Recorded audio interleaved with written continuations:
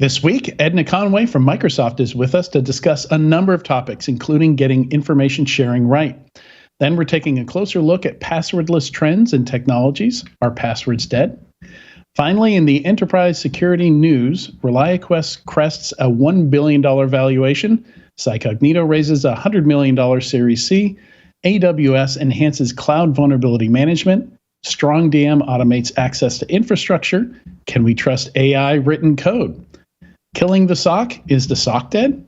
Comparing secure messaging apps, the best cities for cybersecurity professionals. And don't miss today's squirrel story, it's a personal anecdote. All that and more on this episode of Enterprise Security Weekly. This is Security Weekly, for security professionals, by security professionals. Broadcasting live from G-Unit Studios in Rhode Island, it's the show where we talk security vendors and aren't afraid to name names. It's Enterprise Security Weekly. When it comes to your network, visibility is imperative because you can't secure what you can't see. Riverbed's network performance management solution gives you 100% network visibility 100% of the time. Now you can resolve performance issues and security threats up to 90% faster and reduce response time, damage, and cost spent on remediation and containment efforts. Connect with Riverbed today and learn how their NPM solution can protect your network by visiting securityweekly.com/Riverbed. Welcome to Enterprise Security Weekly and happy National Fritters Day. This is episode 252, recorded on Thursday, December 2nd, 2021. I'm your host, Adrian Sanabria, and joining me today is Katie Tytler. Do you have a favorite fritter, Katie? A favorite fritter? Well, since it's Hanukkah, I think I have to say potato latkes. I don't know if they technically count as a fritter, but they're fried potatoes, so that should work. Totally counts. I agree. Totally counts. The question is applesauce, sour cream, or both, or not? That's what I was going to ask. Why not both? I'm a both person. Yeah. Yeah, I mean, you only have it once a year. You got to enjoy it every way, right? Absolutely. All right, we've got an announcement here. Do you have a specific guest or topic that you want us to cover on one of the shows? Submit your suggestions for guests by visiting securityweekly.com/guests and completing the form. We review suggestions on a regular basis and will reach out to you once reviewed. And today we are talking about information sharing and a bunch of other hot topics with Edna Conway, Chief Security and Risk Officer for Azure at Microsoft. Edna has an impressive history in information security and other stuff, particularly around supply chain risk management. Welcome, Edna.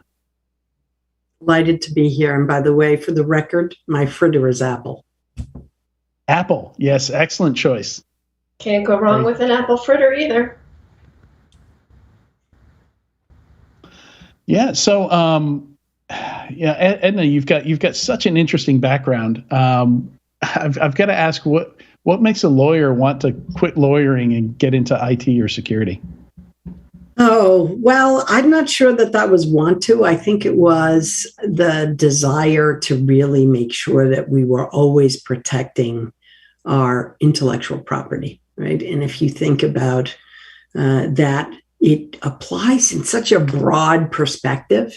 And when you look at it in the context of the digital environment in which we live today, it means we need to think more about not only IP protection, but, as you pointed out, information sharing in a context that is meaningful for all of us to make a difference. But the story could take us hours if you really wanted to know. There's a reason why this hair is all gray. Yeah, I'm well on my way. It's a lot to do in this industry. And you know, speaking of information sharing, supply chain risk management, it seems like you did a lot of that in your past as well. What got you into that? Yeah, so, you know, I think I started out, ironically enough, prosecuting homicide cases. And the movement from that into private practice with technology companies, that you would see the variety of technologies and not always a dependence on one another became readily apparent. And so once you saw those synergies, That led me to the opportunity at Cisco. And after being in legal and being in an engineering organization, I moved over to supply chain operations. And we thought about the reality that, for those of us who have had the privilege to come to know Marianne Davidson over at Oracle, she always says it most elegantly, and I'll credit her for the quote, which is only God made something from nothing. The rest of us, we have supply chains. And it's almost as if that is something new and amazingly intriguing all of a sudden. And it's because of that digital environment. And so I did that for a while and then really thought about the fact that in information communications technology, we needed to have chief security officers who focused on supply chain specifically. You and I both know where the threats come from, multiple sources. But if you look at statistics, as I have over the last 12 years, we're still averaging about 82 to 84% of incidents that can be being attributed to our friends in the third-party ecosystem. Hence why supply chain is both a passion and a need. Yeah, and we've even seen it extend out to fourth parties, right? Third parties of your third parties. I think the one of the recent incidents we saw, if your payment vendor has a third party that gets hit and your payment system goes down, that's a vendor you didn't even know about because you weren't directly connected to them. And that's, for me, that's where my brain starts to just hurt. Like I gotta get an Excedrin or a cup of coffee or something. Well, I think the ticket to that is to develop an architecture that identifies the areas that you want to focus on from a security perspective, as well as from a resiliency perspective. And we could talk about it in the context of cloud, right? We are all living in an environment where we're relying on it, thank you, COVID, more and more. And it's being woven, Adrian, as we spoke about, into the very fabric of our lifestyle and our enterprises and our governments. When you think about that, it means you need to have some empirical data that constitutes indicia of trust. What do we look for so that we can understand that the immediate third party that we're dealing with has an understanding of at least baseline criteria, and I would hope more than baseline criteria, with regard to the folks in their ecosystem, and holds those folks accountable to drive that kind of rigor down the chain. Right? And I still remember, I had the privilege of being in a particular building in the U.S. government and was chatting with somebody who was a secretary, and they were commenting on this concern. And I said, look, you have to recognize at some point, not everything is created equal. Would you, for example, want me to identify the source of the sand that formed the silica? I would argue that's irrelevant. And the answer I got back was, yes, I would, if you think it's actually important. And so that takes us to this beautiful merger, Adrian, of security and risk management. And sometimes the two communities don't always speak the same language. Katie? Yeah, sorry. I have microphone clicking problems on my screen. I was going to ask Edna, obviously cloud is a big deal. Adrian mentioned not just the third party, but the fourth party and the nth party problems that we have.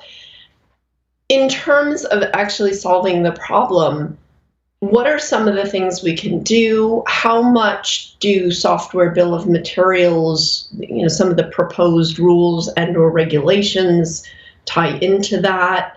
How do we solve this? Because I don't actually see any of our ecosystems ever getting smaller, and I don't see the risks getting lower as we connect to more and more over time. Yeah, I think that's a fair and accurate statement. Although I would say anybody who is in the school of supply chain operations will understand that while you never want to be beholden to a single source, you certainly want to recognize that you need diversity in your supply chain. That does not mean you need a plethora, right? And so there's a balance there, is the first rule of thumb. It's sort of like the supply chain principle of least privilege that we apply in security. You blend those two together. So know with whom you're working. don't in any way constrain yourself, but make sure that you're applying rigor around with whom, why, where, and what they're delivering to you. Let me go to that information sharing and some of the regulations that we're talking about, because at its heart, SBOM is about information sharing. It's about saying, if we recognize, as you very clearly pointed out, and appropriately so, we don't always know who that, I use your terminology, nth degree party is in the supply chain. So if you think about that, you say, well, X exploit comes out. I have to figure out if I use it. If you have any kind of secure development lifecycle, whether it's hardware, firmware, software, pick your poison, and manifestation of capability, you should have a bill of materials. Do you have the bill of materials for your third party? Probably not, right? So you can, in some cases, take things apart and figure that out. Open source, when it first started years and years ago, is the poster child for why knowing what you're using and where it is located throughout your ecosystem, both logical and physical, is actually important. So there's a move to blend SBOM with basically a device bomb, and there was always a hardware bill of materials, and think about this holistically. Does it need to be regulated? That's a debate for people who stayed in the legal arena. I think we've been trying to get there for a good amount of time. Here's the challenge, Katie. I question how, and we are thinking about it, and great minds are thinking about it. How do we give enough information so you can identify where the problem lies without giving so much information that an attacker is getting really excited because this is now going to be a roadmap? And I've heard a lot of concern about that. I think there's a brilliant balance that you can achieve. You can say enough, but not too much. Remember that principle of least privilege? I always tell people, so I've been with my husband for, good Lord, 38 or 39 years, married, and 47 together. And there is a principle, which is not everybody needs to know everything, right? Which means you don't have to share everything in order to have meaningful discourse and exchange.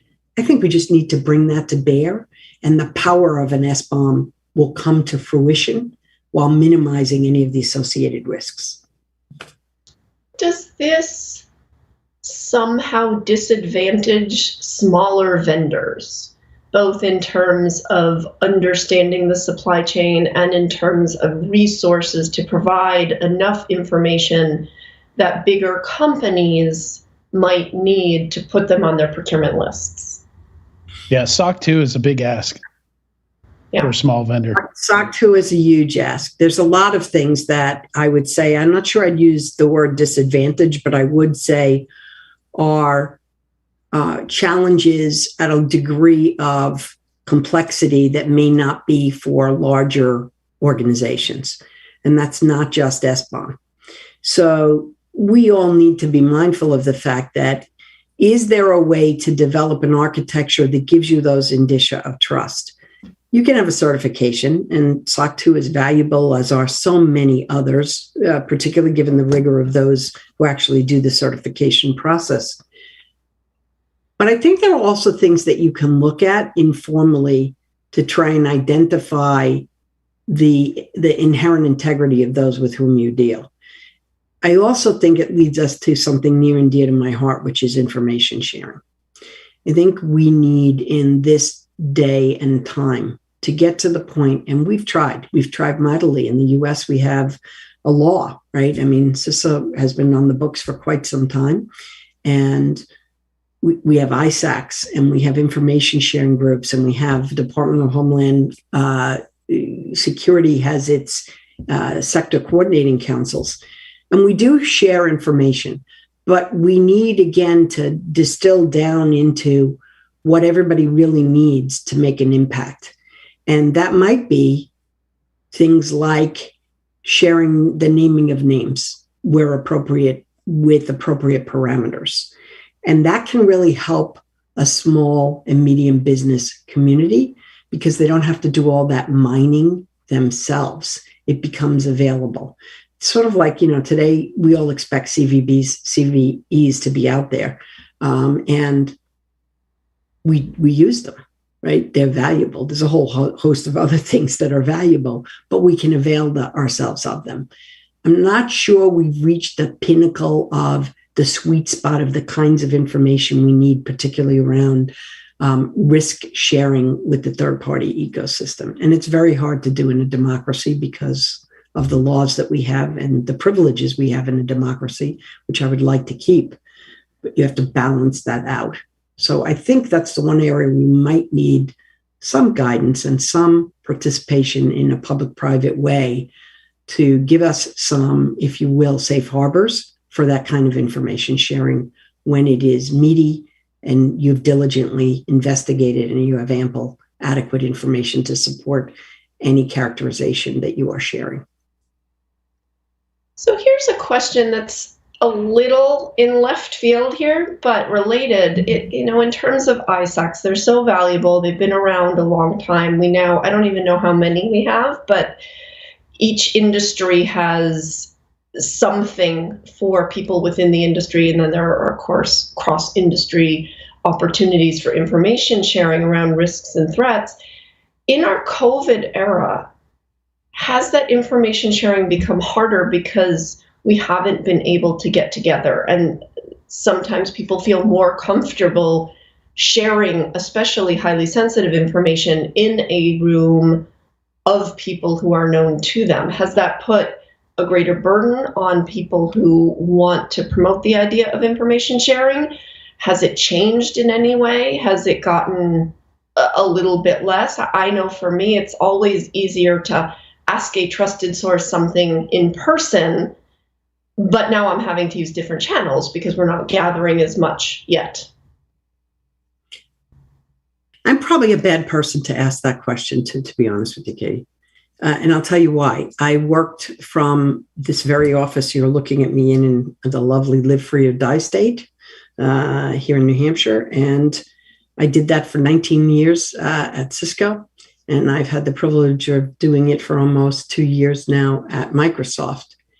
So I believe that the technology can afford us close to the level of trust that you can have in room.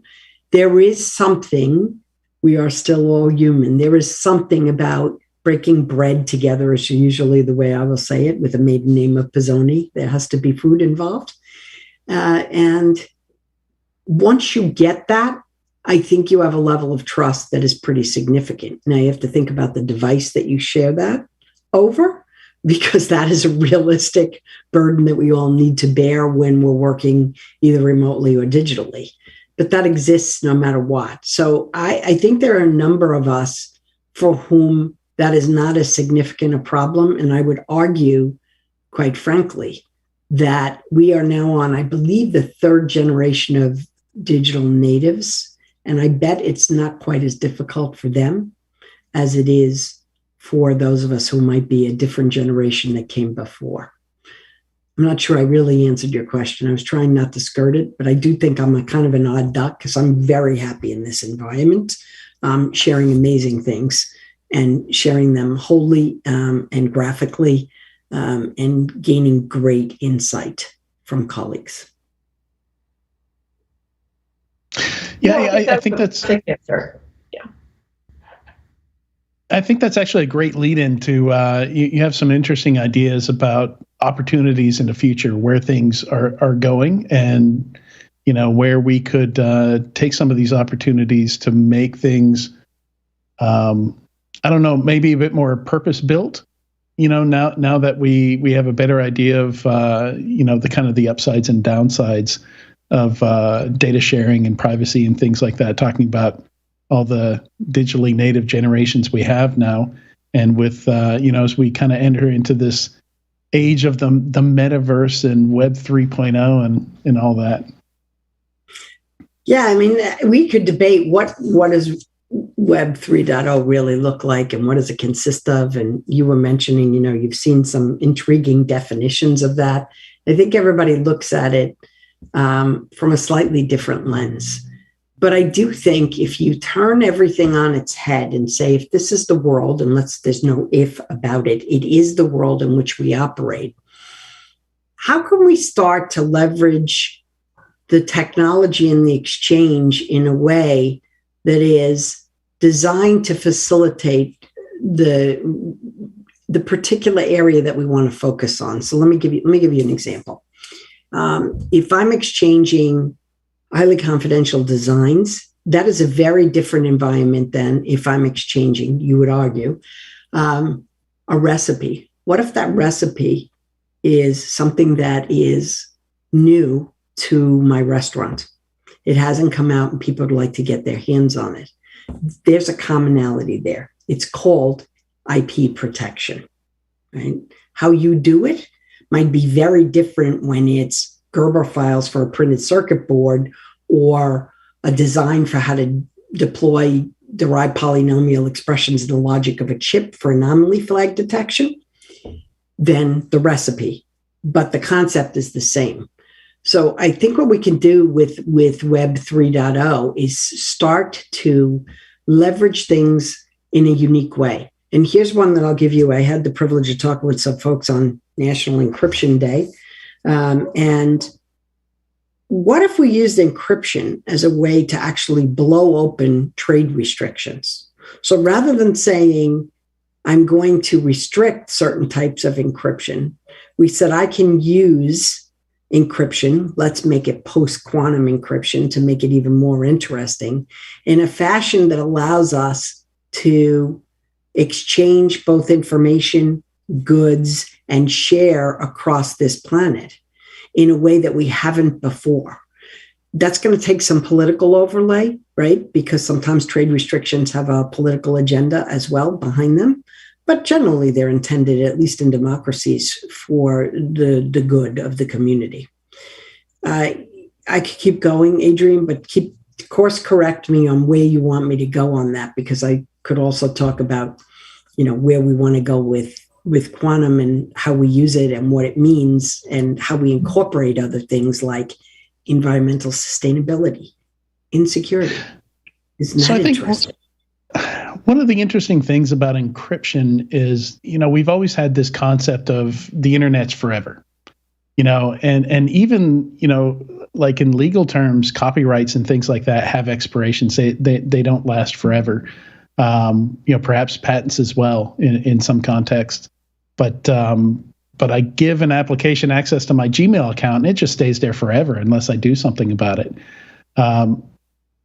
So one of the interesting, like with public-private key encryption, you have the opportunity to revoke that.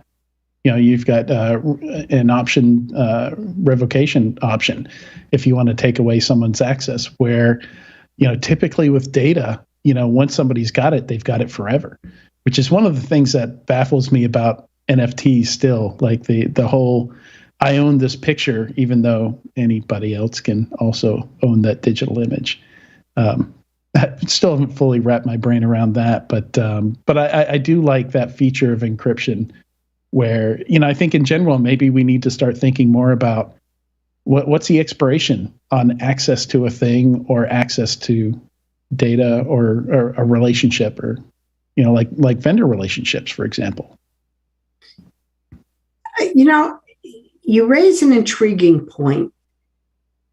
And what I hear from a lot of folks is, and we've all heard it, right, with, the plea for, just kill these passwords. It's just not anything that's good for people. It's causing behaviors that actually not only don't deliver the security intended, put us in a worse situation than we might have been before.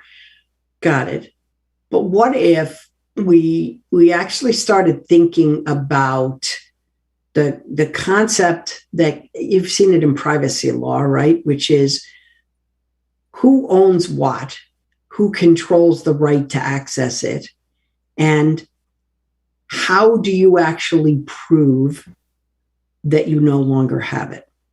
That is a daunting challenge, right? And to Katie's point about COVID, Let me just give you an example, okay? Digitally rights managed in a confidential setting. We're all doing, the best we can to honor it. Somebody shuts off their camera, takes out their cell phone, their mobile device, and captures a snapshot of that on their mobile device. Mm-hmm. We could debate the legal ramifications of what, if anything, that violated, right? Is a reason why devices are not allowed in classified environments for that very reason. But what if you had a way at the outset to flag, and I think we're going to get there. I think we're going to flag detection capabilities inside of the new way of communicating that will allow us to exercise the rights to shut things off. Because and I know that identity management sits at the middle and the core of a digital environment, period. No ifs, ands, or buts. And then you get to the data, and the data manifests itself in a whole set of ways.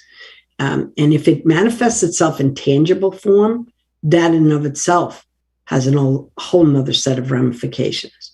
So we have not gotten to the point where we have gone completely, I don't know how many of you get bills, but we all get bills from utilities, and we get statements from financial institutions, and everybody is pleading with us to go paperless for a reason. It saves money. It's efficient.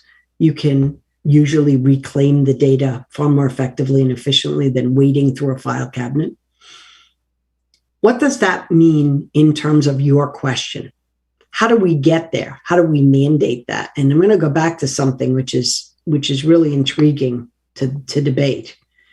Do laws actually change behavior? We could talk about that for an hour. Probably yes, for most people who have innate integrity. Do you know a planet where there's a group of citizens who have innate integrity? I've identified it. Maybe if I ask SpaceX, they'll send me on a trip to a planet in which that exists, probably one in which no other human resides, right?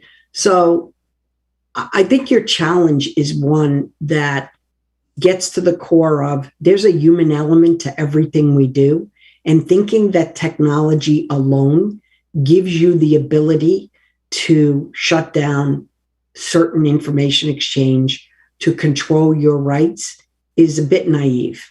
So there has to be other kinds of monitoring, and there also has to be, unfortunately, the stick, right? Carrots are great, but sticks are. Yeah. Well, I had some great brain food to munch on there. I want to be respectful of your time, but just want to pause to give you a moment. I don't know if you have anything you want to promote. I noticed there's some books behind you there.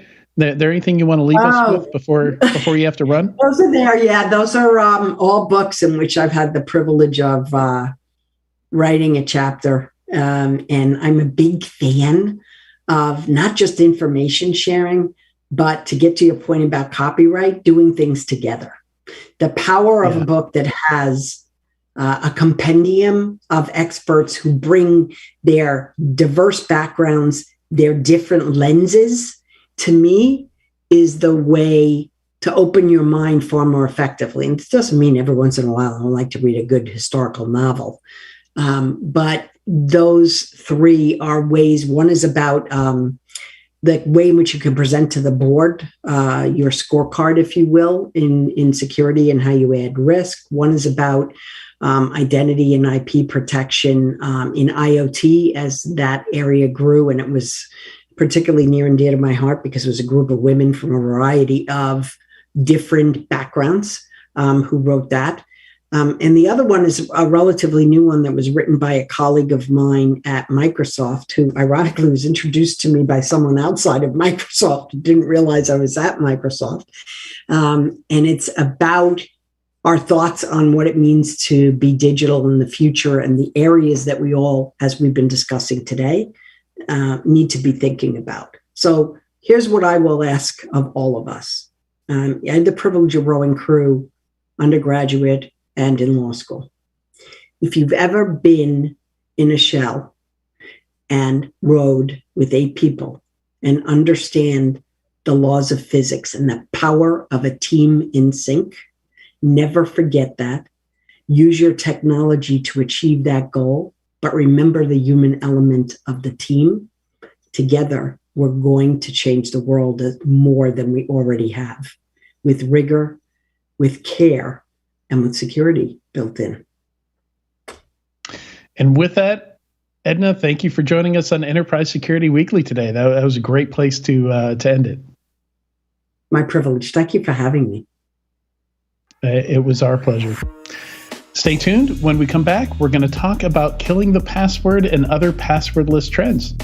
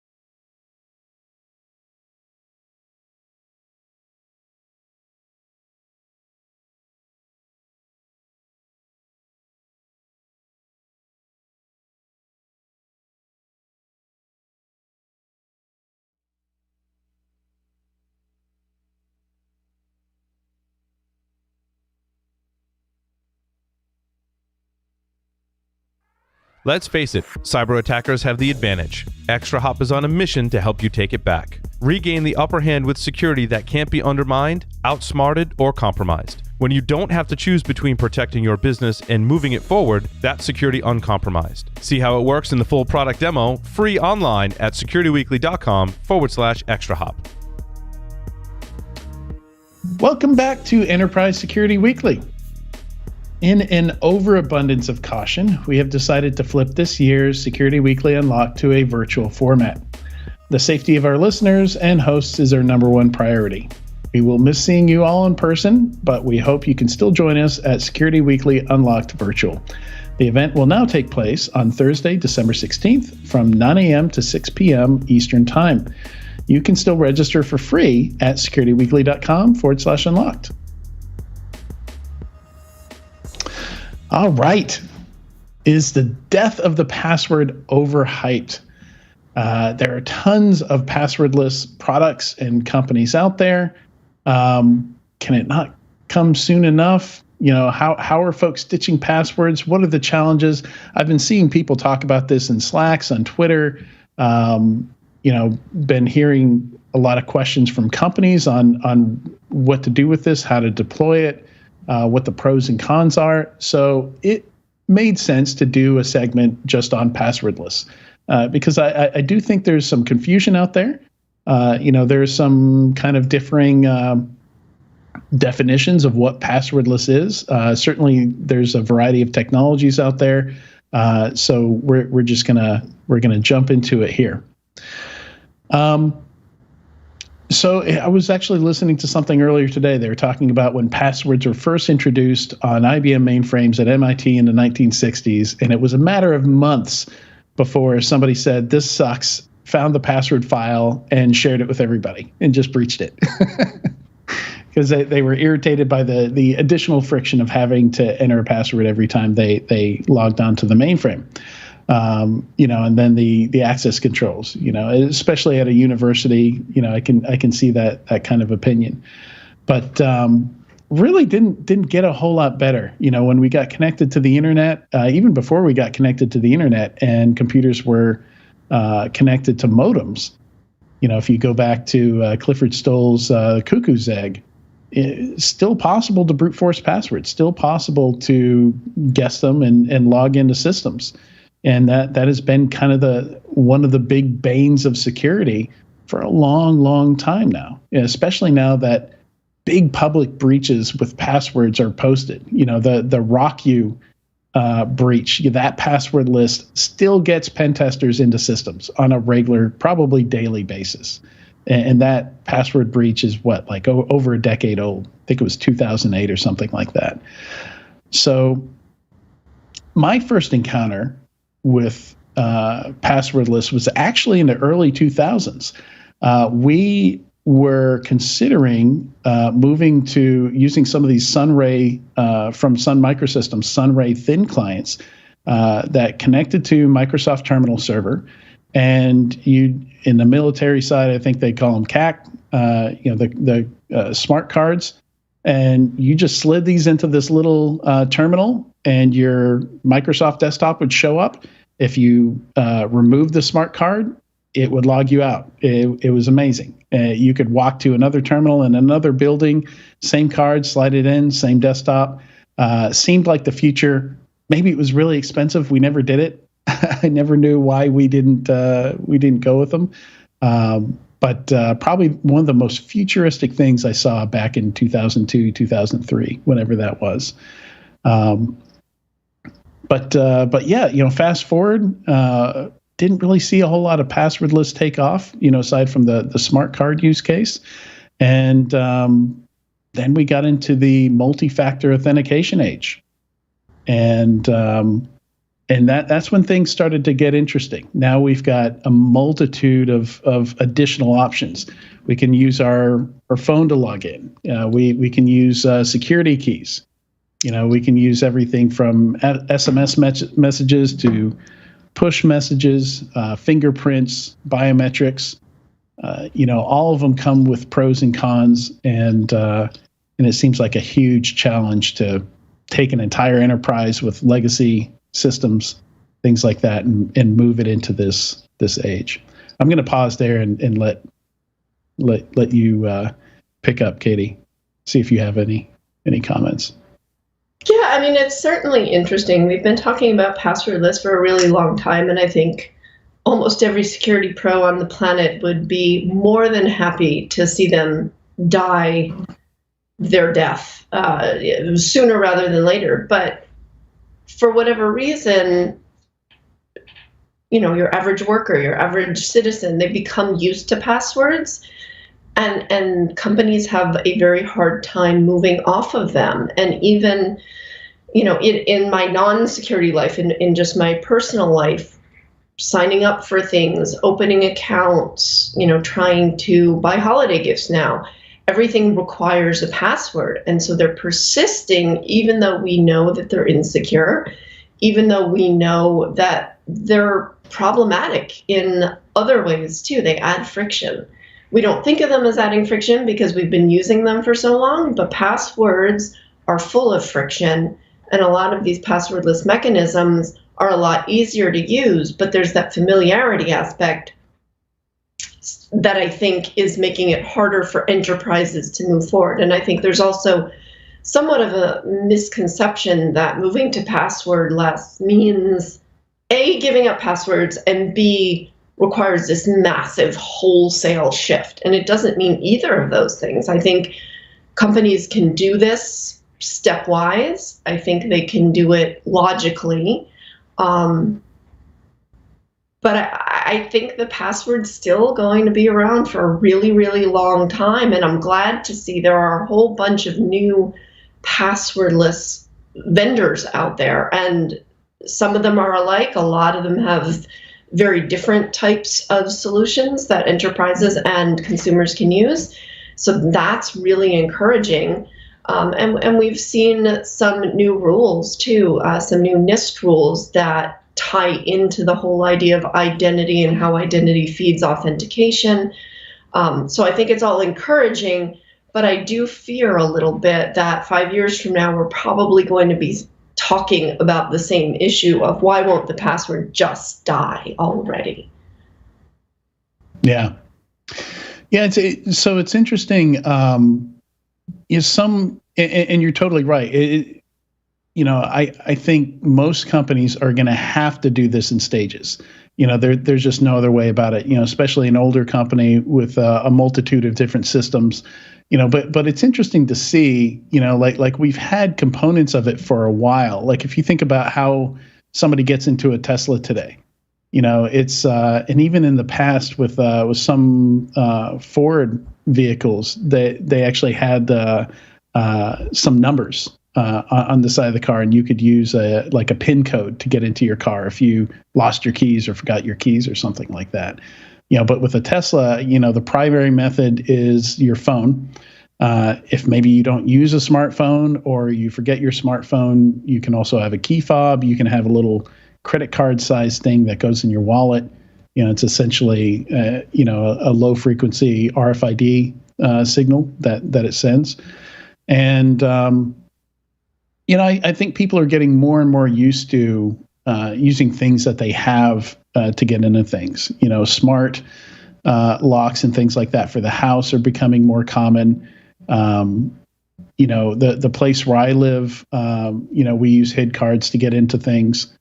And yeah, I think using your phone is becoming more and more natural to people to get into things. And I've heard nothing but positive things from folks that work at, maybe cloud first, new startups, that start from the beginning with mostly passwordless stuff.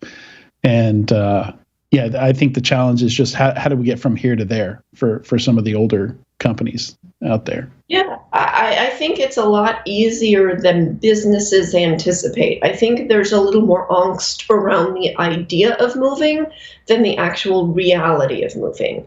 Because if you think about it, passwordless in some form has been around, as you mentioned, for a really long time. We've all been and worked in offices, not now, but certainly before the pandemic, early 2000s, where we had those cards to get in and nobody thought anything about it. You just carried your card with you. That was passwordless authentication. There was plenty of stuff going on behind the scenes to make sure that that key card was provisioned correctly. And there was probably a huge burden on a lot of IT teams because of it. But it's gotten a lot easier. We've had fingerprint scanners on laptops since, I think, somewhere around 2004. They've only more recently become pretty popular and common, but they've been around for a long time. And in the consumer world, we're using facial ID to open our phones or lock our phones. I walk around my block with my dog a couple times a day, and I see, plenty of, the key pads and the, Nest security devices. So it's not as if in the consumer world, people are uncomfortable or unfamiliar with it. There's just something on the enterprise side that it's a big block, and it really shouldn't be, because I think if you can get somebody to use their own phone or their own device in their home in a passwordless way, then it shouldn't be that hard to move them off conceptually. I'm not saying technically, process-wise, it's easy. There's a huge burden on IT and security teams, obviously. But the concept, there seems to be some sort of reticence. But yet, I would bet a lot of the people making the decisions about not moving to passwordless also have some more smart features in their home that actually use passwordless mechanisms. Yeah, I suspect there's a lot of, we've got so much going on, we don't need to learn a new thing right now. Kind of approach to this. And that's where maybe some of the reticence is coming from. And I think some of it's just education, like when I was researching this segment earlier today, I knew on the consumer side, Microsoft had given you the ability to remove your password altogether. You can just get rid of it and just use other factors of authentication to get into your account. But I didn't realize that you could do it on the Office 365 side as well. And I was jumping into the Azure AD settings, and sure enough, there's a passwordless mode that you can flip your users into, and it'll just use MFA from then on. So, I think some of it's education, just understanding how to put this together. And I think ultimately, it's easier to manage. You've got less attack surface to worry about. You're not going to have to do password resets. That's going to be replaced with, other MFA related resets potentially. If you lose a phone or something like that, somebody might need their MFA methods reset. But in general, I see that happening a lot less than people forget their passwords. And sure, we've had self-service for a while, but that's yet another pain to get all that kind of stuff set up. So I think there's really only positives doing this, and it's just going to take a lot of education, for system architects, software engineers, to not automatically reach for password methods when they're building applications in the future. Right. It's always easier to do what you know. But that's sort of the irony of passwordless, because it moves from, what your password, your ID, to who you are and what you have. And those are all identity-based types of things. And there's something you don't necessarily have to remember and think about. So I think when companies are evaluating the whole idea of passwordless, they have to think more about the people and process related questions. How are you managing passwords right now? How much time does it take? How are you verifying and validating identity?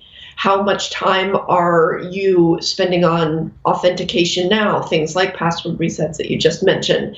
What is the impact of login or authentication friction on your employee or customer satisfaction? Where does that potentially bump up against regulations if there is an incident, a compromise, a breach? And so looking at those questions and asking those are the starting point, I think, to the passwordless journey, if you will. How much time, how resource intensive is it on both the people who are going to implement any potential changes as well as your consumer, whether that consumer is your employee and your customer, or whether you're a B2C company. It's really, thinking through that migration in terms of time and money. And I think if companies really looked at that a little bit better, a little more closely, they'd say, yeah, this makes sense for so many reasons. Yeah, so let's jump into the nuts and bolts of passwordless, of what passwordless actually means. And I went out, looked at a bunch of vendors, looked at how they did passwordless, what they were actually calling passwordless, and saw a few different versions of different things. So I think the most common thing we're seeing is the availability of all these other methods of authentication. Things you have with you, security keys, your smartphone, all kinds of different methods of using your. Honestly, I'm not the biggest fan of security keys because it's another thing that you can lose, that you can forget. You have to carry it. They're small. They're easy to drop. Yeah. Yeah, I mean, they're fairly durable, especially the YubiKeys. I've had some other ones that have actually broken on me. The YubiKeys are very durable, but I meant drop as in like drop between the seat and your car, Oh, yeah, sure. I didn't mean break. I meant just, put them somewhere because they're so small and then you can't find them. And then you're in your car for an hour looking under the seat to get into your computer. I actually had one of these solo keys where the connector just snapped right off. While I was using it. It was the only factor that I had. What were you doing? Were you really angry and like? No, it's just very fragile. I'd maybe used it 100, 200 times, something like that. And, like with something hanging out of a port on a laptop, if you pick it up, move it around, sometimes it gets bent a little bit. Yeah, I'm definitely in favor of the biometrics and using your smartphone. But jumping into the different methods here, some of them mean the employee, the user, whoever just isn't asked for a password. Like you can log in without being asked for a password. But then there's often backup methods. So some of these services will give you a number of backup tokens that you hopefully save in a password database somewhere. That's where I put mine.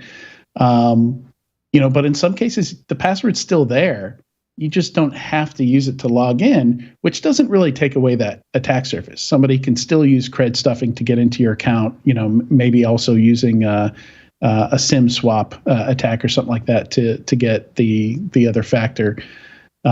Still doesn't remove the password, and then there's using MFA techniques where you actually, like with Microsoft, it was a big deal a couple months ago when they allowed you to click a button that literally deleted your password. There is no password factor anymore. It's not even an option. You've got to use one of these MFA features, the Microsoft Authenticator app, something like that. And then I've seen, and I wonder how many of these you've seen, Katie, looking at the enterprise market, where it's more of what I think of as passive authentication, where the device is identifying itself, usually using certificates that are private certificates that are saved on the device. And that's what actually authenticates you, gets you into SSO and some things like that. So literally there's no authentication. It's completely transparent to the user. They just go to the website and they're automatically logged in because of a certificate saved on their device. Right. Yeah. I think we're seeing a number of vendors offer that kind of functionality. I think it's great. It obviously comes with its own potential risks, right?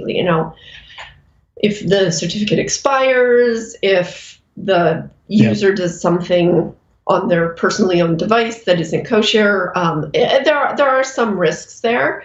But I think some of these passwordless or so-called passwordless companies are implementing that in a pretty smart way, because once again, the less burden there is on the end user, the better. And, we all carry around our phones. I mean, not everybody. Of course, there are people who don't have smartphones. Of course, there are people who aren't on their laptops and multiple devices the way we are. So this won't be a fix for everybody. But I do think these sort of federated SSO type solutions, they're catching on a lot more, and they definitely have more pros to them than cons, because every type of technology or solution we come up with is going to have some cons to it, just like the password does. But I think we move a lot farther away from it when we're using things like certs to authenticate, and it just automatically says, okay, you're here, we know you're here, we know who you are because of your device and because of the behavior on your device and your device hygiene. So I've definitely seen that in the market, and I think that's going to become a lot more prevalent. I think. I don't have a crystal ball. Yeah.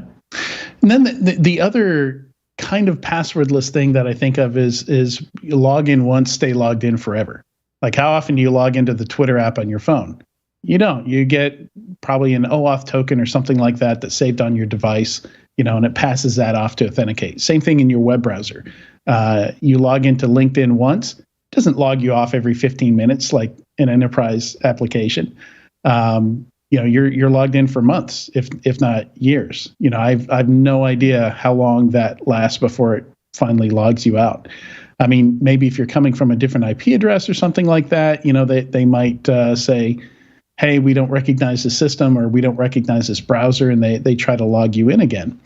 But yeah, this idea of log in once and have some kind of OAuth token, something like that, that's stored as a cookie that keeps you logged in forever. I think we started to see on the consumer side, to the point to where I know people that don't really need a password database, because anytime they need to enter a password, they just use the reset password stuff, because it's so infrequent they have to enter a password. They just go through the reset process every single time. And I'm like, well, that's kind of, that's safer than writing it down, I guess. Yeah, I mean, there's something to that. Years ago, when I was managing conferences, I had a speaker who was advocating for that versus, reusing passwords. And he even said, you're safer actually writing down a really long password than you are reusing a password, but you're even better off if you just, quote, forget your password, because then you're constantly resetting it.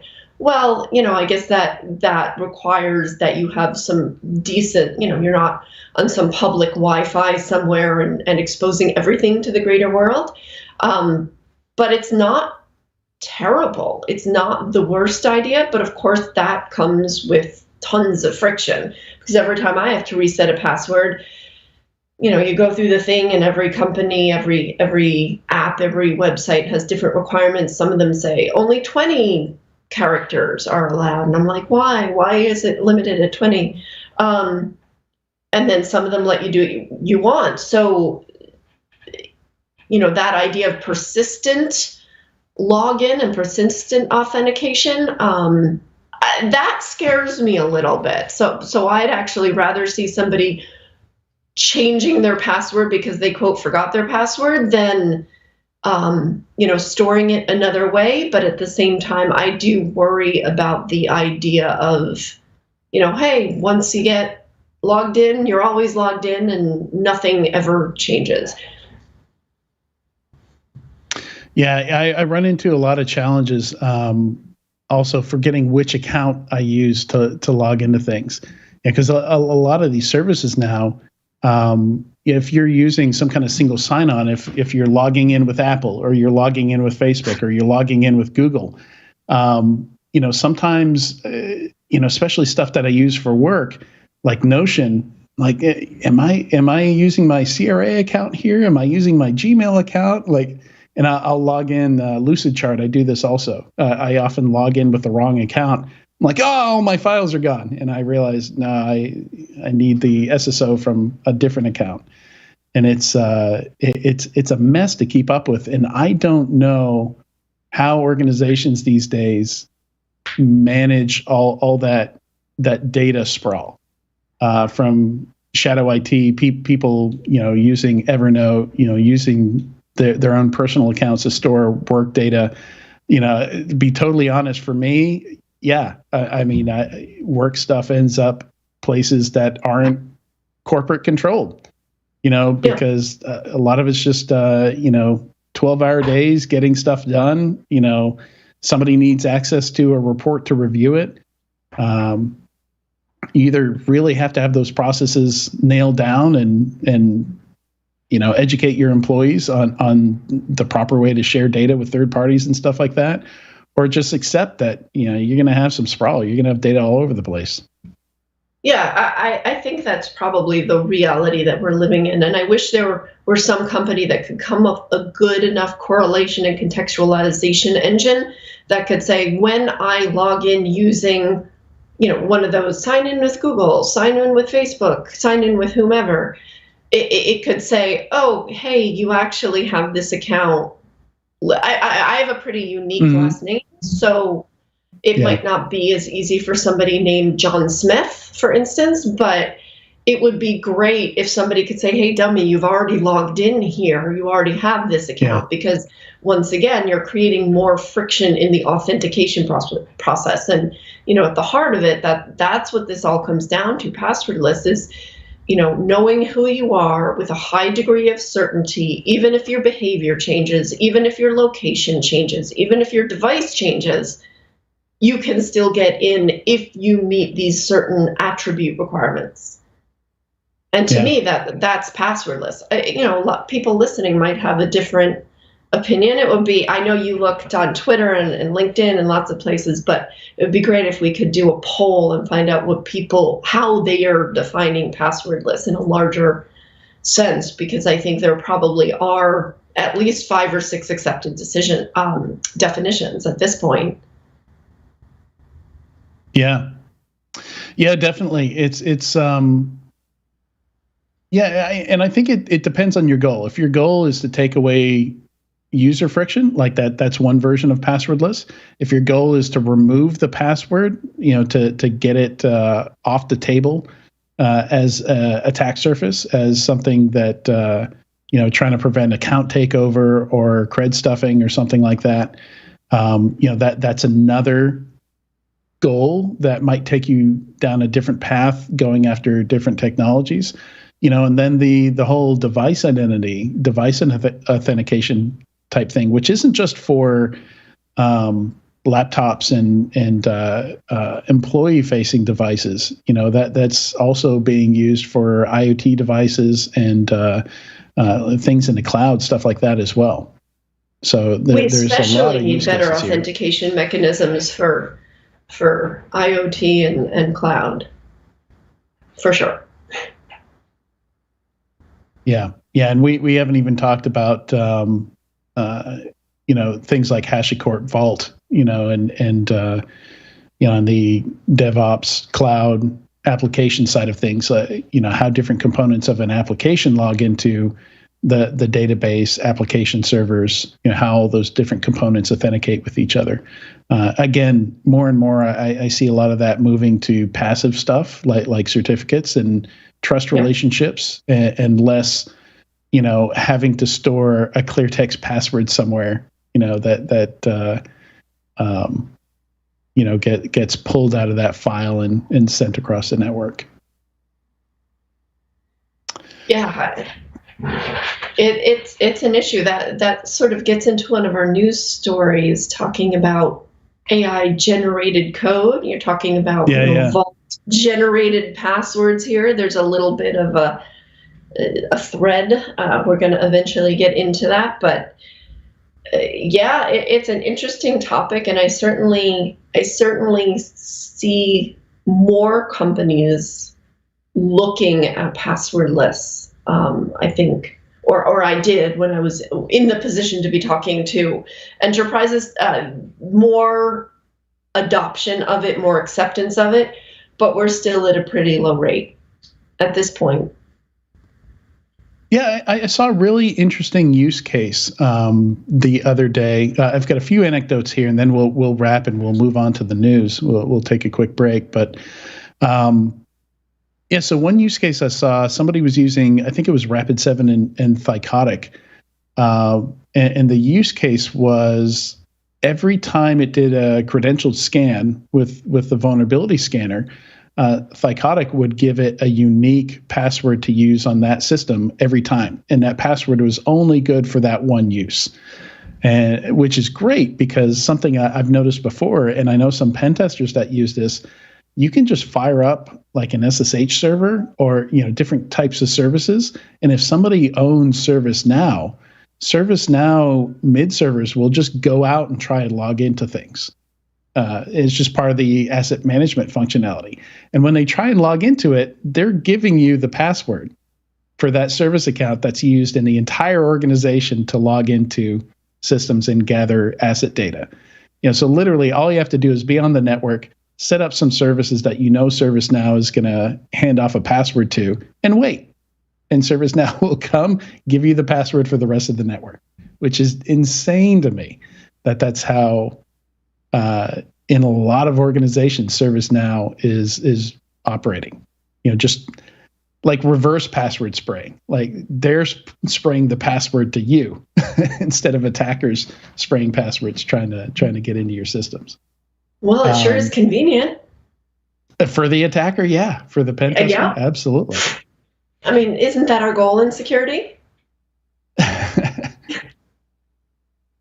And then another great experience for me, talking about fingerprint readers on laptops. I've got my first laptop, got a framework laptop, which is really cool. If you're big into right to repair, the whole thing is designed to be easy to replace components on, to repair. And it has a fingerprint reader, and I decided to run Linux on it. And one of the cool things that I didn't realize is by default, if you've got a fingerprint reader in Linux, when you try to sudo or you su to root, it asks you there in the command line to use your fingerprint, so you don't have to type a password. So it's kind of neat to me to be sitting at a command line and using my fingerprint to run sudo commands. There was something that popped up on my laptop the other day. In the future, would you like to use your fingerprint to authenticate? And I was in a rush, so I just said no. And then I thought about it after I clicked it off, and I can't even remember what it is. And I hope it pops back up because, yeah, that would be way easier than my password isn't, 700 characters long or anything. My master password, because of course I use a password vault. Actually, technically now I use 2 password vaults. But yeah, just using that fingerprint, so much easier. Yeah, that's how I get into a lot of apps on my phone now. That's how I get into my password database on all my systems pretty much. But yeah, very, very convenient. Although I did have an issue on my phone a couple months ago where it just simply stopped recognizing my face. I haven't done anything. This is all natural, for better or worse. But it stopped recognizing my face, and I couldn't get into my phone, unless I did my little swipey thing with my pattern, which isn't highly complicated. I don't think highly secure either, actually, because I can't imagine there are that many patterns that people could do unless they do a bazillion swipes.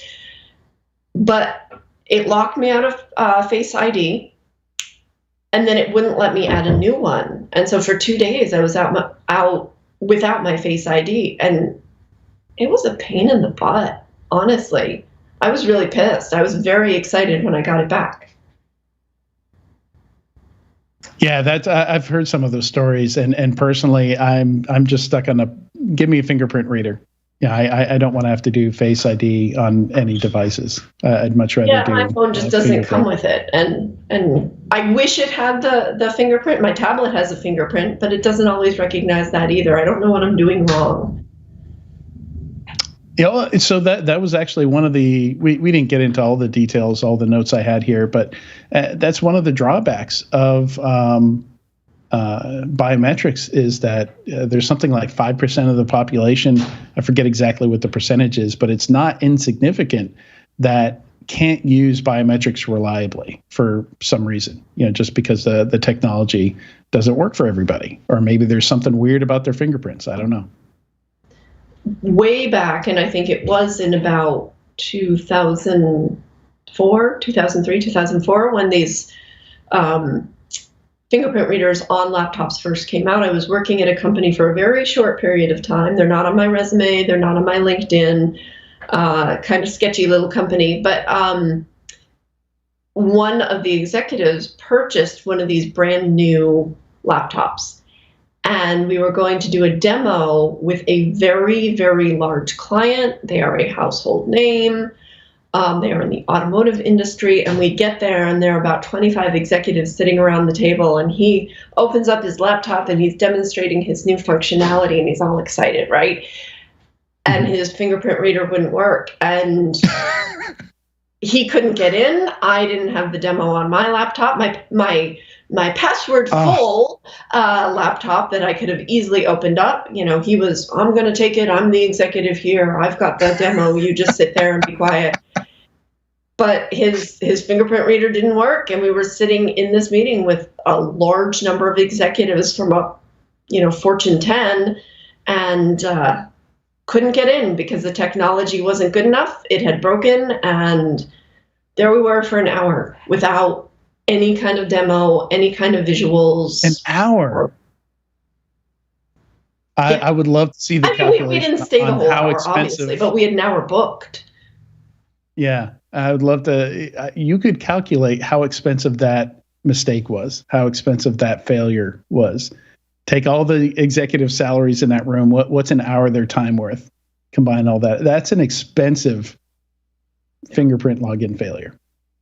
Yeah. Well, more of an ego failure since you could have just stepped in and that's insane to me. I don't know why somebody would insist on getting it working rather than just getting the meeting going. But anyway, we should probably wrap this up. That's a whole other topic for a whole other episode. Yeah. Work personalities.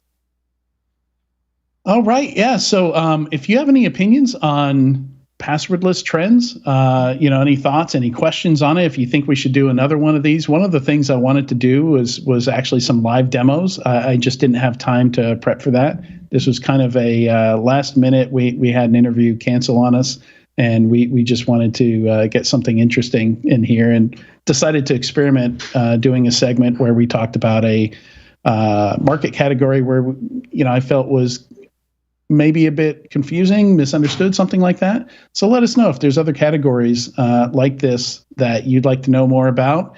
Send me into research mode, and I'll do my best to come on here and explain it for you.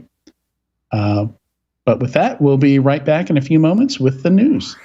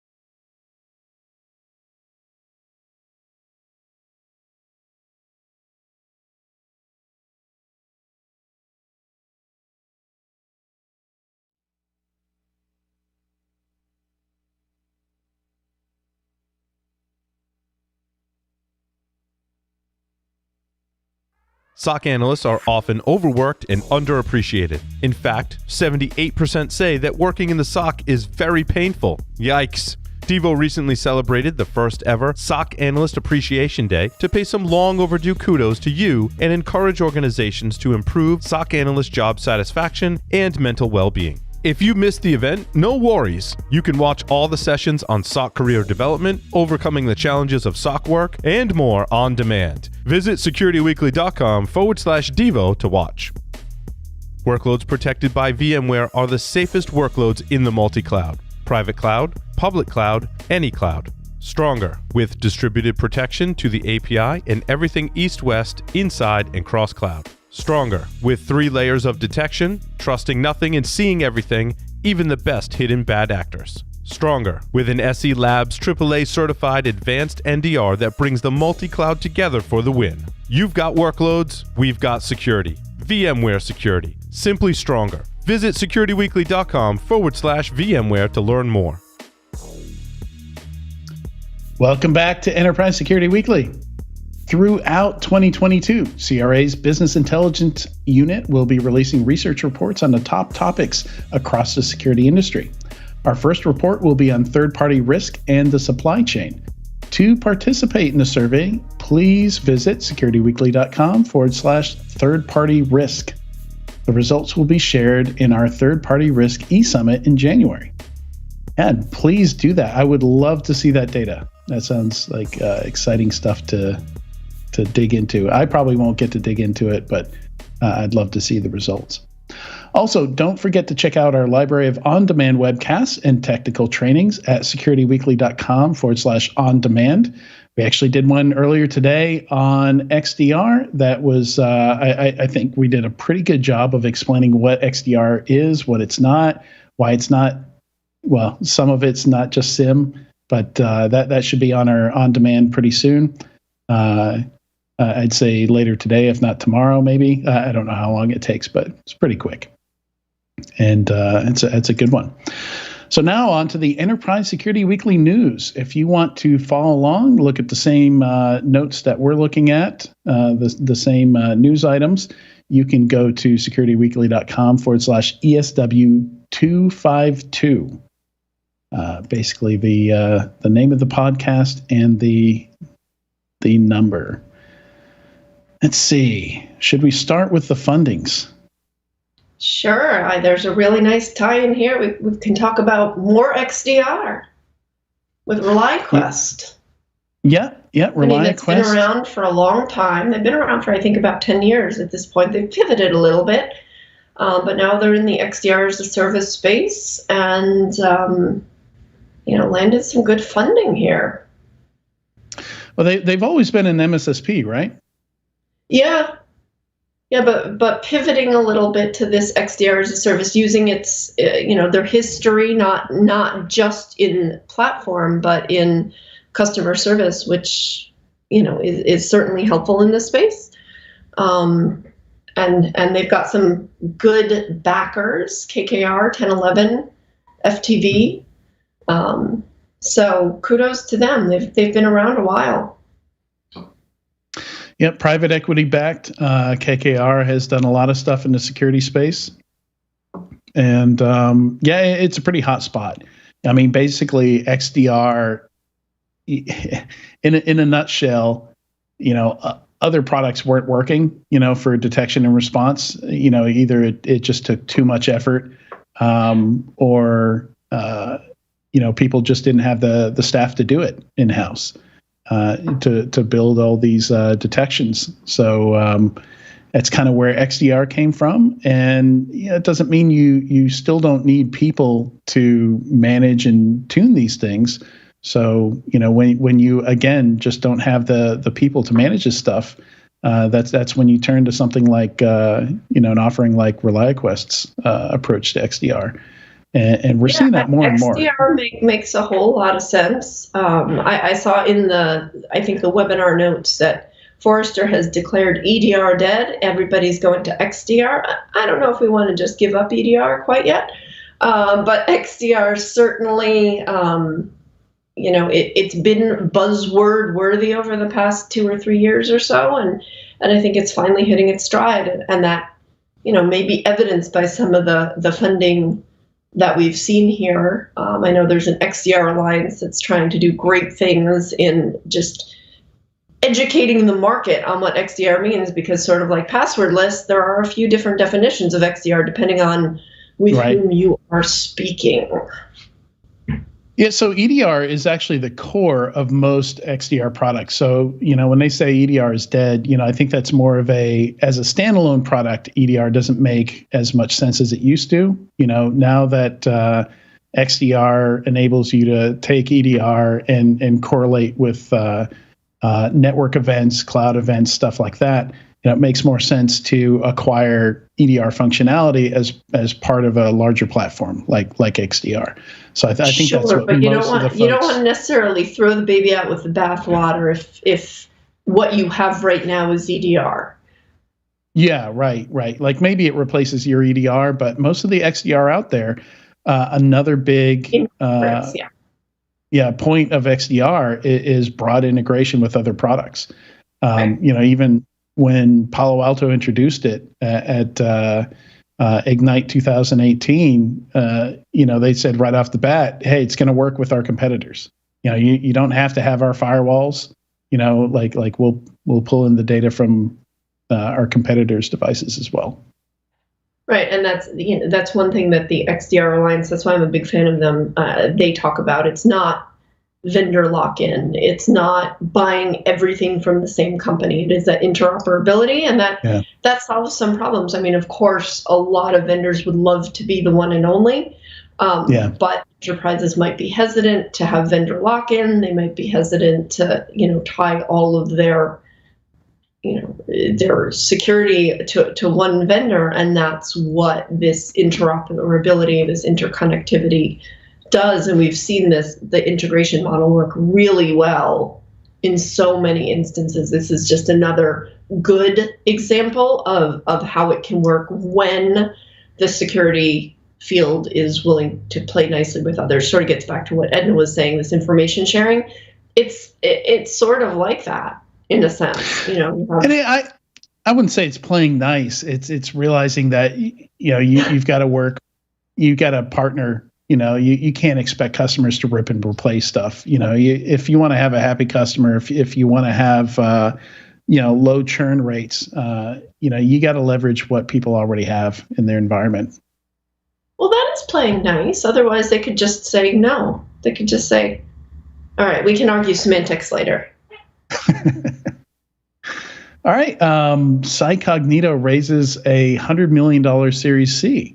So this is an interesting one. We're starting to see companies in the attack surface management space get acquired. Psycognito, I'm sure, has gotten offers, but has chosen to continue growing. And it's a very interesting space to me because I tested a bunch of these earlier this year, and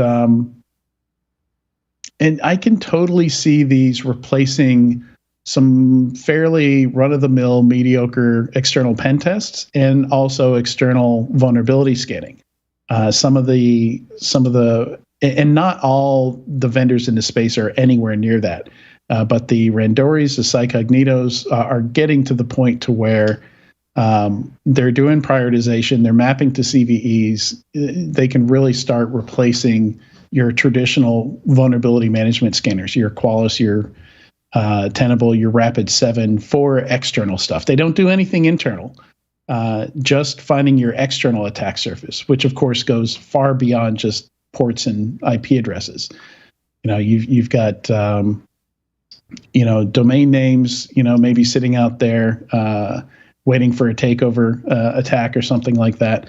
Lots of stuff that a typical scanner that you're going to point at IP addresses aren't going to find. So very interested to see if they can disrupt the traditional vulnerability management space and maybe some pen testing services at the lower end of pen testing services. Yeah, because once again, we get into a resource allocation problem. There's so much of that attack surface to understand and manage that you can't have enough butts and seats for it to happen.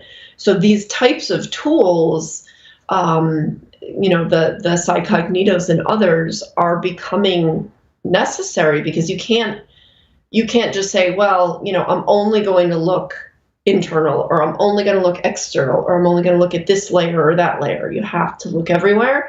And so the ability to do that in sort of an ongoing, whether it's continuous or on demand, anything that happens is better, and anything that's automated is the best that we have right now. Yeah, and I mean, you just need, it's very timely information. I tell any company, if you're depending on an annual pen test or even biannual pen test to find things that you're missing, like, why even bother? You're taking such a risk there. Of going 6 months without knowing what you don't know. You really need that capability year round. And that's why we're also seeing some folks who are traditionally on the services side, like Bishop Fox, and they recently renamed their product here. It was called Cast. I'll get the new name. They rebranded it. It is now called,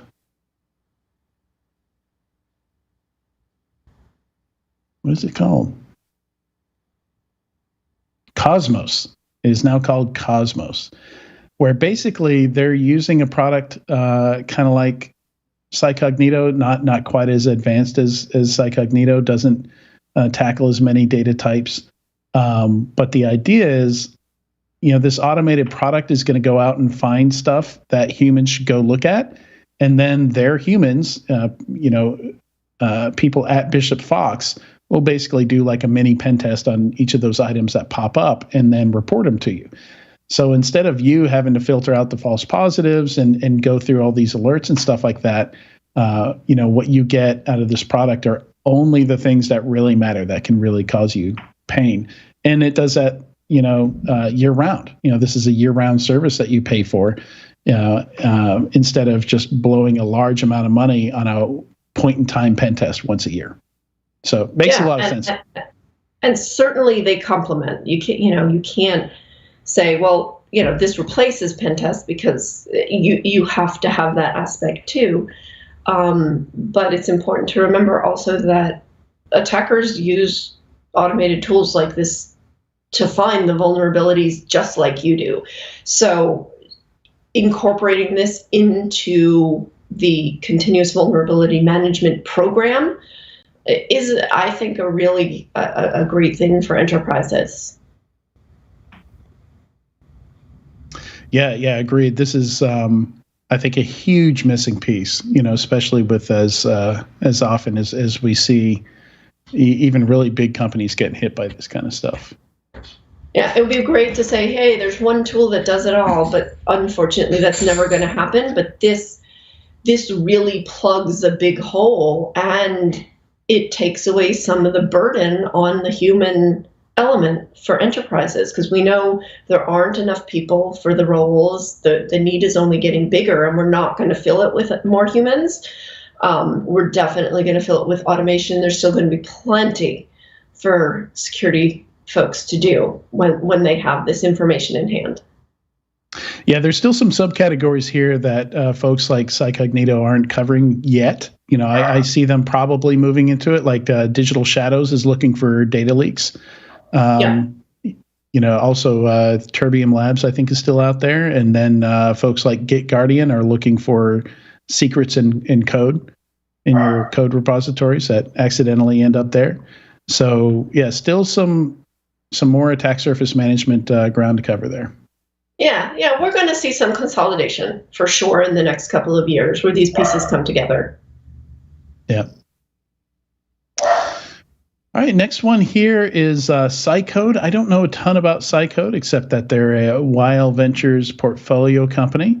But 56 million Series B is pretty healthy. They're going after DevOps pipelines, securing software supply chains, and that's definitely a very very ripe market to go after here. So looking at integrations here, might be going after specifically supply chain stuff. But do you know any more about them? Yeah, I spoke with them last year, I think. They're going up against the companies like GitGuardian, Blue Rocket. Interesting company, seem to, have a really good view of the market and what it means. They're focusing on the source code, which obviously is extremely valuable, and helping companies understand what data is important. How it being the foundation of applications can really affect companies if they don't understand what they're putting out there, how risky it is, how it's scattered all over, how developers are using it. There's not one nice, neat little place. Again, it's been a while since I've spoken to them, but was very impressed with them. And so this is a great accomplishment for the company. Yeah, it looks like they basically integrate into all the components you have in your code pipeline, and just looking for misconfigurations, like you mentioned, secrets in code. Basically any kind of mistakes that can get you in security trouble with any component of the pipeline. Yeah, and doing access reviews for stale accounts, privilege escalation. I believe you can automatically deploy least privilege. It's scanning the code for common issues like misconfigurations, anomalies, etc. So, the detection mechanism is probably really strong. I imagine they're probably getting into some sort of mitigation actions as well. So looks like a great company, very promising. Yeah, so we've got a few acquisitions here. The first one, to be honest, I don't understand what Unbound Security does. I understand, I'm a Coinbase customer. I understand what Coinbase does. I was hoping you would understand this a little bit better than I did. I don't know what secure multi-party computation is. Enlightening here. I read about this. You sent it over, but I don't know a whole lot of about Unbound either. Yeah, I mean, clearly Coinbase is managing a lot of funds, and it's interesting to see, what's happening in the crypto market, and especially since they're not banks, the money that they're holding is not FDIC insured, so security is pretty important, and a large amount of the breaches that we've seen in the last 10 years have been crypto gateways, crypto markets, managing people's cryptocurrency. So we've seen a lot of security plays by CoinDesk, and I'm sure this is going to do something to make them more secure. I just reading through it was not able to understand what Unbound was doing here. But I'm no help. Not right now. Whatever crypto agility means, I don't know. It's flexible crypto. It stretches. I don't know. Sure. I mean, if it's not FDIC backed, maybe it can be anything you want it to be. All right. Aqua Security, which started out as a container security company and kind of pivoted more into CSPM, cloud security posture management, more general, security, cloud security. Acquired a Israeli company, Cycode. So this is a very interesting one. The CSP market is huge. Obviously, we've seen a lot of companies in this space. It's becoming more and more popular. I was reading the other day about how CSPM, along with some of the other cloud security related solutions and capabilities, are moving more towards CNAPP, which stands for Cloud Native Application Protection Platforms. So it's not unexpected that you're going to see a little bit of a consolidation in this market. Aqua is a good company. They've raised a lot of money. I think this article said they're at a Series E at a $1 billion valuation, so that makes them unicorn-like. They've been around a while, so it'll be interesting to see what happens with this acquisition. I don't know a whole lot about the acquisition target, Argon. Yeah, Argon. Yeah, I completely misspoke earlier. They were comparing Aqua to Cycode. I misspoke earlier. They Aqua has acquired Argon, and again, Argon. it looks like it just expands their reach into more of the development process. Whereas I think Aqua originally was somewhat agent based. That's how they would, or at least one of the ways that they could inspect containers and things like that. And looks like Argon is specifically agentless, so maybe offers some more deployment options for their product.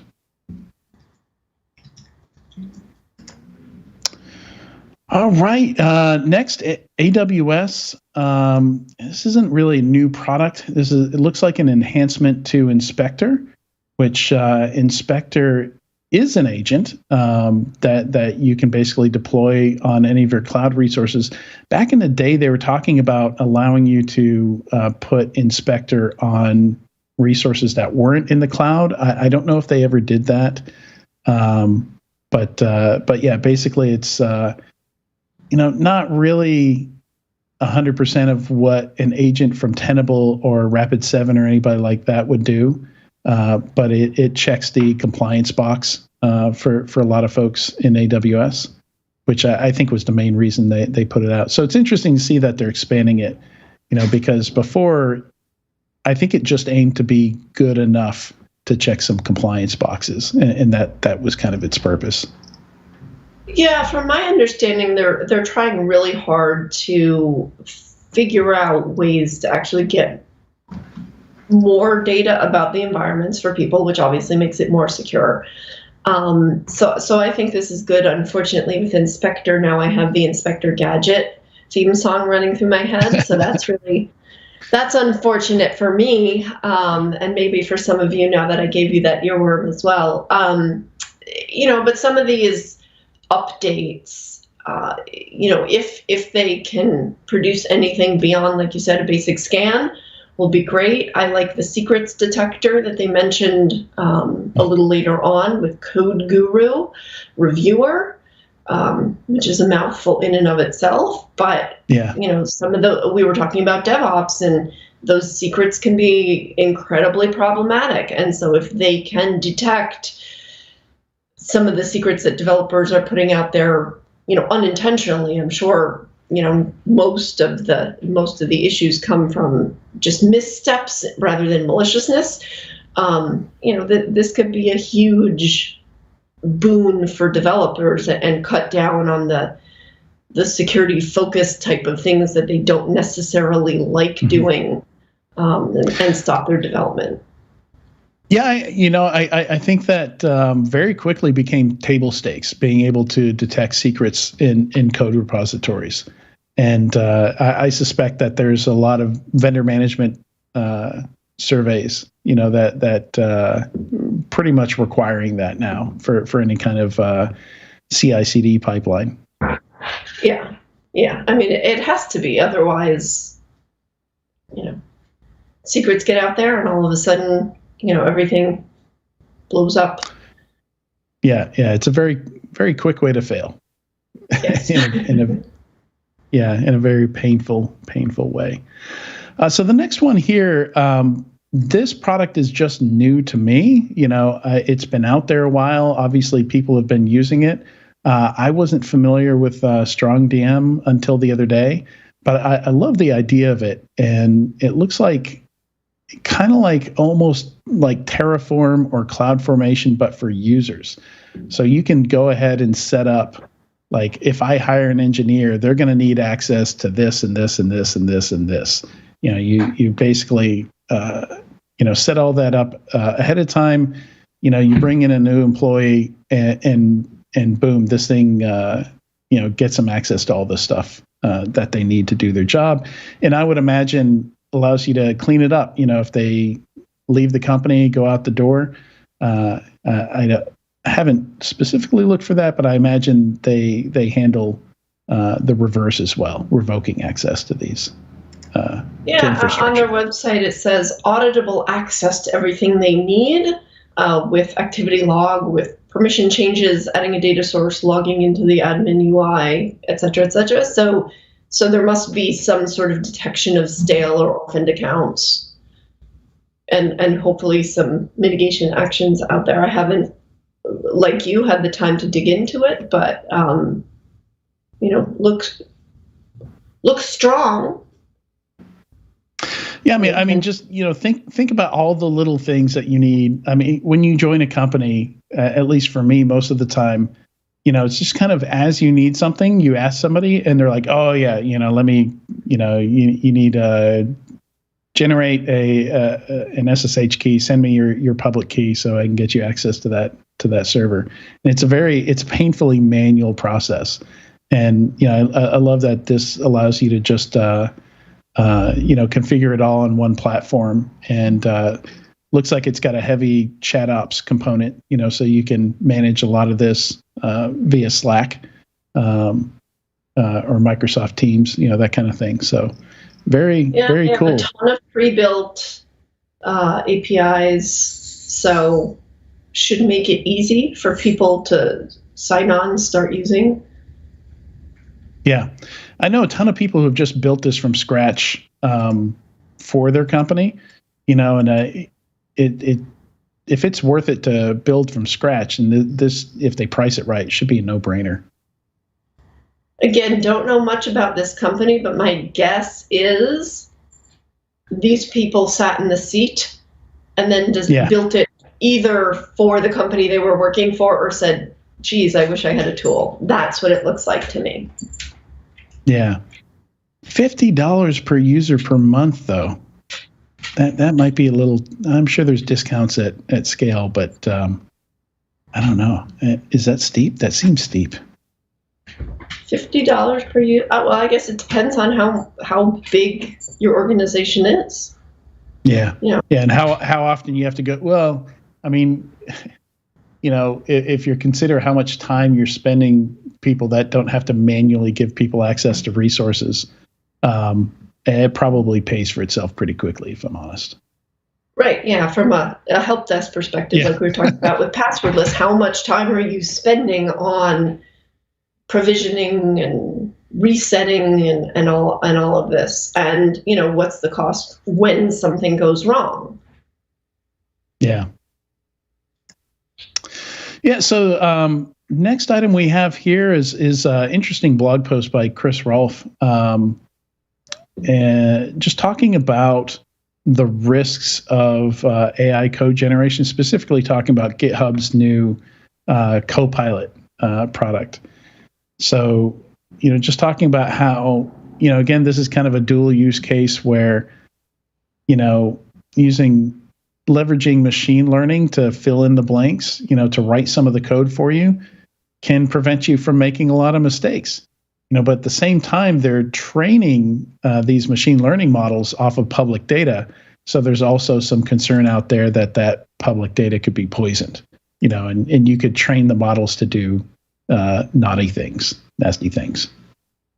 Yeah, this was a really interesting read, well worth it, I thought, because I don't think this is anywhere near ready for prime time. First of all, is it really AI or is it just advanced math? But we get into some of the problems here, like you mentioned, with could we poison the training data? Could this be intentionally tampered with? What happens if we're only ingesting, the garbage in, garbage out kind of model, that we've seen with like facial recognition, where the promise is so much better than its reality? I would definitely worry at this point about how reliable something like this could be. And the author here, he does make some good points on why we need to be careful of it. I don't think we're ever going to reach a point where we have, completely computer written code. I think if we do, I'm probably not going to be alive at that stage anyway. But I mean, most of the email clients at this point will try and predict how you're going to finish out your sentence, right? Right, and they're usually bad. They usually work pretty well for me. Okay, maybe I'm just unpredictable. I don't know. Or those chat bots. I hate chat bots and say, what is your question? And you ask a question and it gives you some ridiculously unrelated topic. And you're like, no, I just want to talk to a human. Maybe I'm showing my age here. I don't know. But for me, it's so frustrating when I get back something that isn't even close. I think it works for me on text much better than it works certainly for email or in Word. I just turn that off because it doesn't, it's more trouble than it's worth. Yeah, I've had pretty good luck with it. In my case, often like it's only offering to type like the next word, maybe the next 2 words for me. So it's almost not even worth it. So I'd be interested to see, to hear from some programmers, and see if it's actually saving them time. All right. So we've seen a lot of suggestions that maybe the SOC isn't the best way to handle threat detection and response in the organization. I likened the SOC to kind of like the, at least at the lower levels, lower tiers of the SOC, kind of like the folks that would connect you at a telephone exchange as switchboard operators, where not a ton of value in there. It's not even a fun job to do. It's kind of a stepping stone for a lot of people to get into security. But I kind of like the idea of distributing some of these SOC functions out to subject matter experts who are often not even going to be in security. They're going to be asset owners. They're going to be admins or DevOps engineers in a lot of cases. Again, this is a space where the need for people to do this is a lot higher than the numbers of people who either are available or who want to. I imagine there's a huge burnout. So, I'm all for distributed incident response. Are you going to end up with the same result, but in a more distributed fashion than having people sit in a SOC, whether physically or virtually? I don't know the answer to that. Well, so traditionally, this is very much in that realm of, somebody's going to replace you with a shell script. The deciding where a problem needs to go is the easiest piece to automate. So Right. Those are not really jobs that you want to to put yourself into in the first place, if you can help it. So, one of our most popular entry-level fields is also one of the most likely to burn people out. So I don't have a problem with lower-level SOC positions going away, and us automating that, and really, making some room for roles where they actually get to,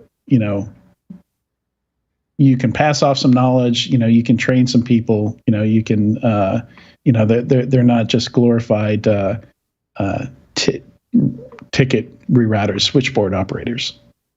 Yeah. We certainly know that high burnout jobs come with monotony, or vice versa. So this could be, one way to remediate some of that issue. Yeah, I don't know that the SOC goes away. Realistically, I think it's more not more of a entirely, for reconfiguration. sure. But some of the, like you said, the low-level jobs, the things that are more monotonous, the things that don't add value, the things where people are feeling like they're working from rote. Yeah, and maybe some orgs, it varies wildly based on, like if you're a bank, it's completely different than, if you're a startup software vendor or something like that. So maybe some organizations, they don't need to add the SOC. There's a lot of factors here. All right, next trend here, Lloyd's carves out cyber insurance exclusions for state-sponsored attacks. I feel like we'd like to rewind a week here to talk about this one, right? Yeah, go for it. Well, I don't think this is going to help the naysayers, the people who are skeptical of cyber insurance. If we're talking about excluding nation-state sponsored cyber attacks from cyber insurance, aren't these the worst things, the nation-state attacks that could potentially happen? And if there's the opportunity for them to refuse coverage for these, what we're just protecting against the low-hanging fruit. We shouldn't be looking to secure at that level. We should be looking to secure against the most difficult attacks, the most sophisticated attacks. I know most of them aren't.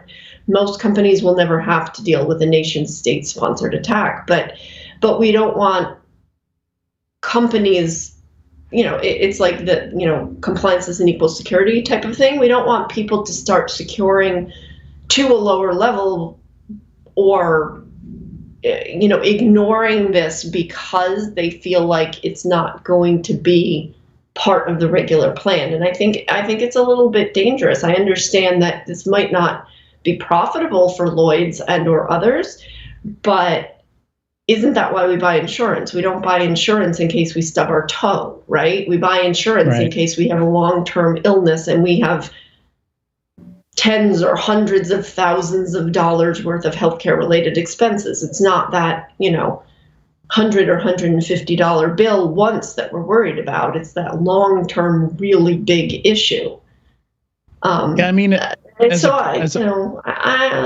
don't think this is a great message to send out. I understand why it makes sense for insurers, but I don't think it makes sense for companies who are looking for insurance and looking to really protect themselves from the potentially hardest and most devastating attacks. Yeah, as a policyholder, definitely this would make me nervous. This looks like a nice release valve for them to to step out of, find a way to not have to pay out a policy.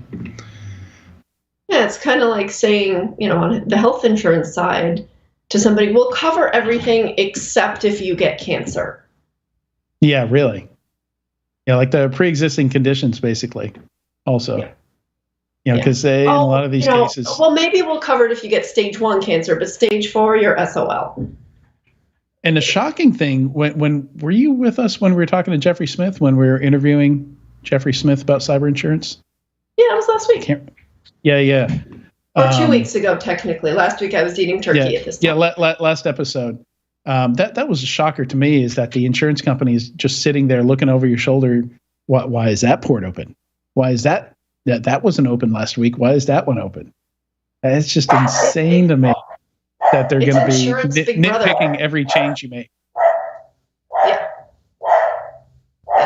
Your dog's upset about it. That made me a little nervous, yeah. Let's wrap up here. We're not going to cover all of these. I thought best cities for cybersecurity professionals was interesting here. AdvisorSmith released a study ranking 181 cities in the U.S. based on their attractiveness for cybersecurity professionals. I assume they're just kind of mapping job openings here to cities. This one confused me. I thought it was an interesting little study that they did, but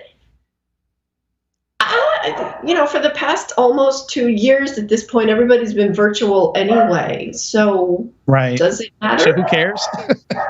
Yeah. Yeah, no. I mean, Colorado is nice. I like Colorado. I've been there a few times. It's great. But, why... or I guess Bloomington, Indiana was first. I was thinking of Colorado Springs. To me, that's the nicest town that's on that the top 3. But I'm not sure it matters that much. At least not for the short term. Maybe if people get back to offices, which I don't think is going to happen as much. But okay. Yeah, no, totally agree. It's kind of a weird time to release that. Like I'm sure some jobs are still forcing people to move, but yeah, interesting stuff. Yeah. Yeah, my pets are weighing in here. I'm looking here. The top large cities are Colorado Springs, Washington, D.C., and Albuquerque. Okay, those are all nice. Mid-size, Bloomington, Illinois, Huntsville, Alabama, and Trenton, New Jersey. No, thank you, I'm Trenton. And top small cities are Idaho Falls, Ithaca, New York, and Rapid City, South Dakota. I've been to all of those, and they're lovely. I mean, there's no reason not to move to any of those for a lot of people, I'm sure, except for the cold factor. If you hate cold, you would not move to Idaho, New York, or South Dakota. No reason not to move there, but I don't think I could be convinced in this day and age that there's any argument for one city being better than another for any sort of professional, unless it has to be a facility-based job. If you're a healthcare worker, if you're a retail worker, but if you're in security, doesn't make a whole lot of sense. I have good internet. All right, let's hit the squirrel story, and then we'll sign off here. So this is it's kind of a visual thing. It's the last link in the list of stories that we have here. Story number 15, and I was going through Burger King drive-thru the other day. Noticed some Nordic runes on the drive-thru window. I thought, that's weird. So I took a picture to look it up later, and couldn't really figure out what it meant. So I posted it to Twitter. Decided to crowdsource the answer to the mystery here. And sure enough, people suggested, several people found that it's a protection invocation. So basically a spell to protect that Burger King.